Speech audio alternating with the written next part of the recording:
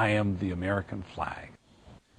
The world has changed dramatically in the past 28 years. 28 years ago, today, I delivered a message entitled, I am the American flag. Try to think what history was swirling at that time. The American flag makes the statement. Listen to it. I am the American flag. I will speak from the wisdom of a long life. I first felt the vigor of wind in my multicolored face when I unfurled my 13 stars over 200 years ago. I looked down and see horses with their clattering hoofs pulling rattling carriages over cobblestone streets. And since then, I've looked up to see silver jets streak across stunning skies of blue. I have known over 40 presidents. I have unfurled my pride on sailing ships, steamers, mighty vessels of armed power to bring peace, freedom to oppressed people of the world. I have traveled far, farther than any other flag in history, across continents, oceans, deserts, and even on the chilly, snow-white tip of a mighty Saturn with its blazing engine, until I was planted through the silent seas of space and stand on the gray surface of the shining moon. I have lived long. I have seen much. I have heard a lot.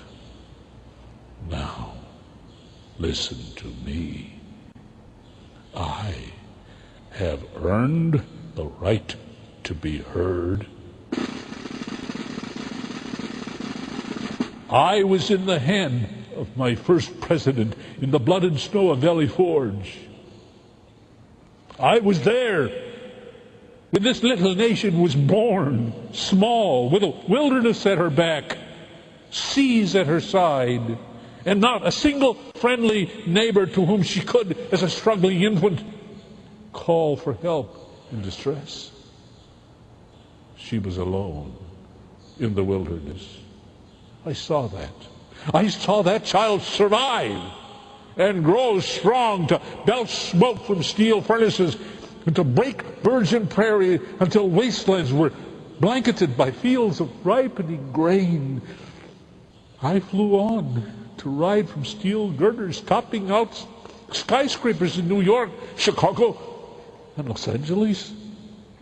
I have paid a price to earn the right to speak.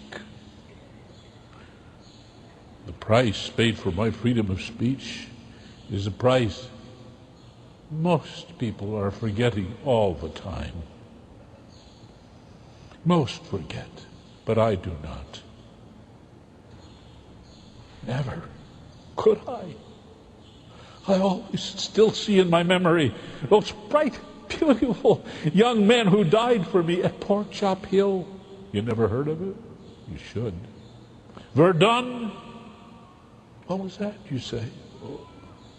Normandy, Iwo Jima, Pearl Harbor, the Coral Sea, Okinawa, Corregidor, and the Asian jungles half a world away, where some bones have not yet been found, but they are there. And when they died for me, I wrapped them in my love and draped my honor over their caskets.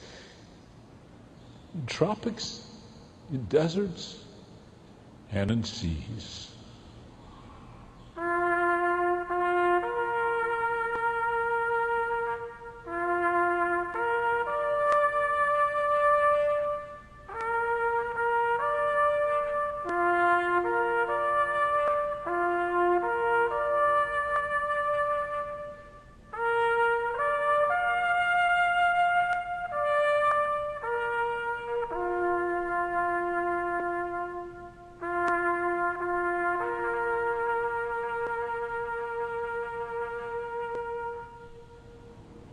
Yes, they still lie in Flanders fields in France, in the Punch Bowl in Hawaii, in the outskirts of Manila, the Philippines, and in many other places under the sun as well as under the sea.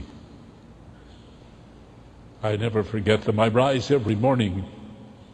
I rise and think of the finest men whose years were short, but whose service was longer than we can ever measure. Yes, I, the American flag, have lived long, traveled far, endured much.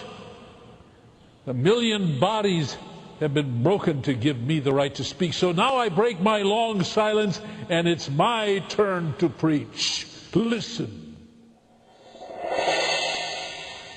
I shall speak about my land, yesterday, today, and tomorrow, her tragedy and her triumph, her sins and her shames and her glory. I shall speak about my world, for my heart weeps for all nations, all men and women and little children of every race, creed, and color. I, the American flag, now speak. I say first, be proud of your country.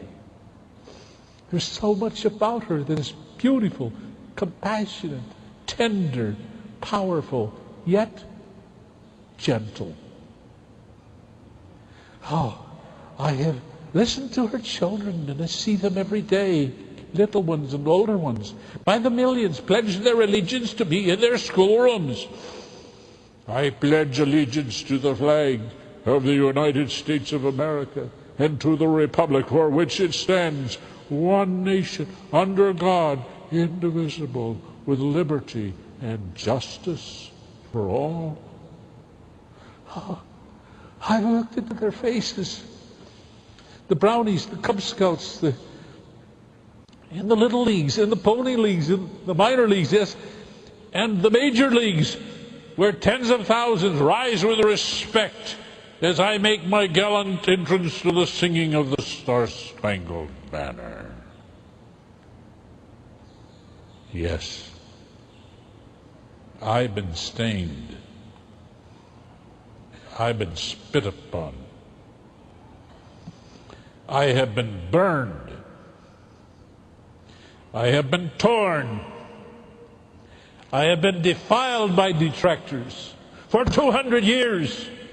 Still, I'm proud of the country that I fly over, its schools, its courts of law, its assembly halls where laws are passed. I'm proud of my country, the managers, the laborers, the firemen, policemen, the Army, the Navy, the Marine Corps, the Air Force, all dedicated to preserving the dignity of our human beings.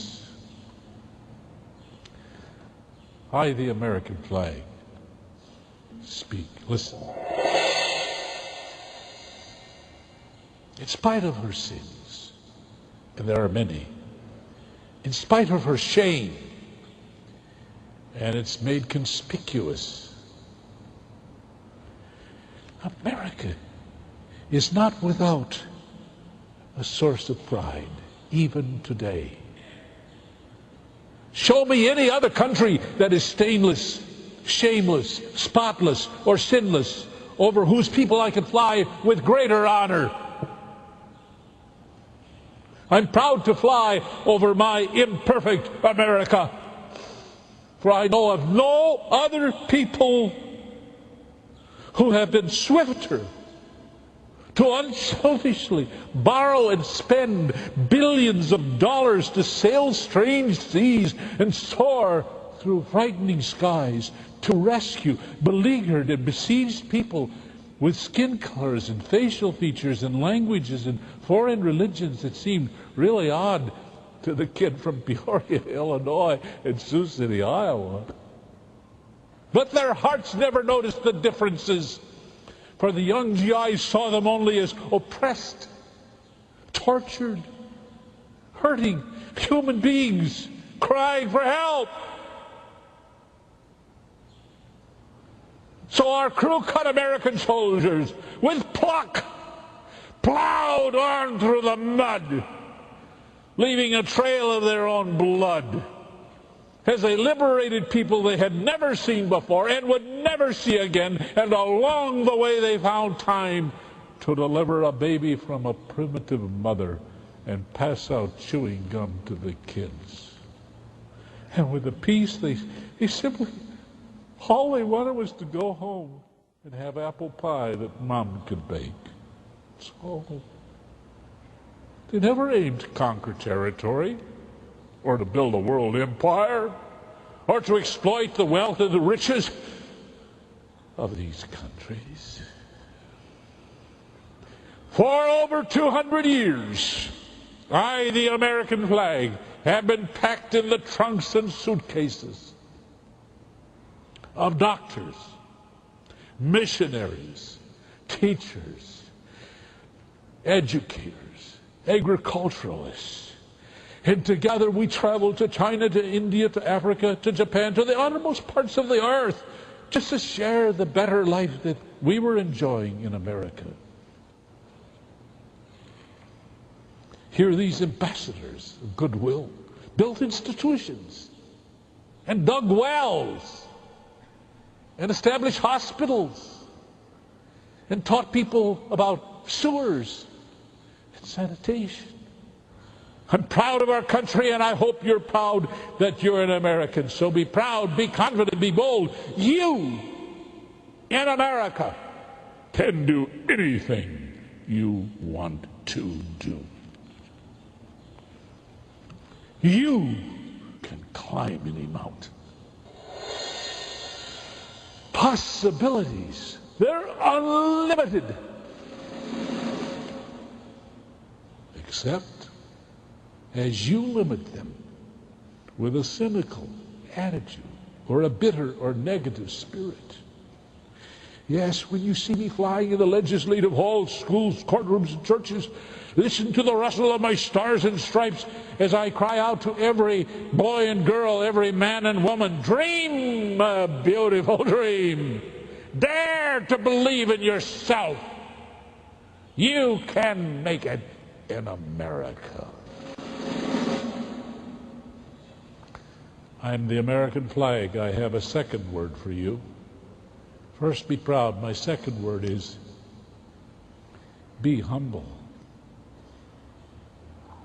Look now at the sins that still remain and settle for nothing less than to make a commitment to do what you can do where you are with what you have to clean up the sin and the shame.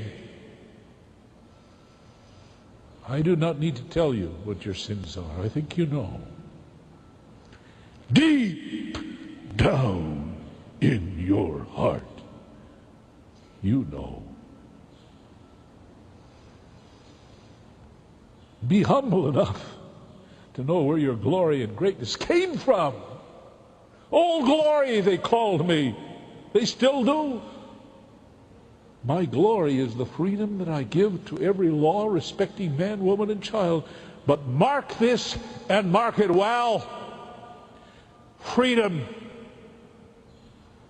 depends on morality. The Ten Commandments, the Sermon on the Mount, the Word of God have been the foundation stones of the time-tested morality in this country. Remove these foundations and be prepared for future shock that you did not imagine. Loss of liberty. So if my people depart from the virtues and values inherited from God, they will see their freedom fading. So be humble. The high cost of freedom is a commitment to the values and the virtues that God has taught us in the Holy Bible and in other spiritual books. Be humble. Know that without God our stars will be clouded over. The stripes will fade. My glory will depart. And your freedom will erode more than you ever expected. I say, be proud. Be humble. My last word, Be renewed. Get born again. That's my last word. Renew your faith in God. Renew your pledge to follow in His good book. Oh, for 200 years the people came. A motley group of foreigners. They didn't even speak the same language. Think of it. And they all wanted to understand each other. They had to. No country ever started like this. No common language. They had to understand each other. And they all learned English. Hardly had this young nation achieved nationhood when, oh, I remember it, the bowels of this land were torn and ripped in a ghastly civil war, neighbor against neighbor, father against son. Oh, God. But my country survived, and covered wagons gave way to railroads, and railroads to airplanes, and again war came, and depression, soup lines, and suicides. Yet somehow a deep faith surged from the depth of my country's soul, and America survived itself. Then came another war, and another, and still another. I count 4 in a period of only 6 decades in this century. Still the country survived them. How? Listen to me. How did this country survive? What kept this tough young giant standing on his wounded feet through horrific pain? Listen, I ask you a question. Where did the courage come from?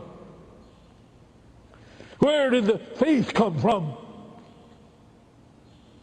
Where did the American perseverance come from? Say what you will. You cannot, with all your revisionism, explain the courage and the faith and the toughness of the greatest generations without taking into account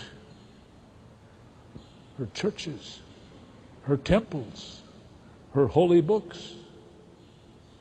Oh, more than anybody knows, the explanation of this national strength and spirit is found in the words of one whose teachings many in this nation reverence and respect.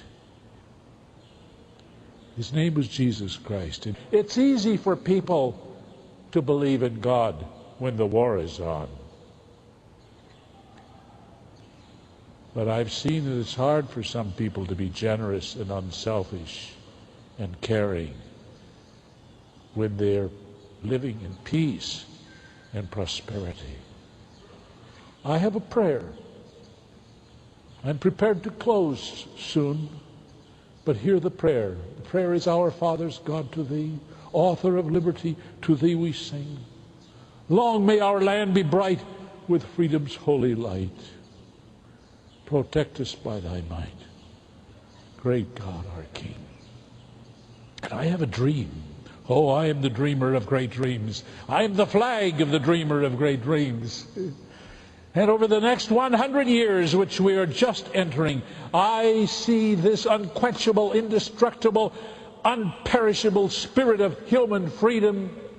I see it spreading to every nation in the world. I dream of new airports, new doors opening, old walls fading and falling, and old political narrow-minded ideologies turning to dust. I see selfishness turning to unselfishness. And we will sing, not for this land alone, but be God's mercy shown from shore to shore. And may the nations see that we would good friends be and form one family the whole world o'er. Many a morning I recall rising at dawning, and I hear the trumpeter in the camps across the slumberings of America. The trumpeter blows the reveille,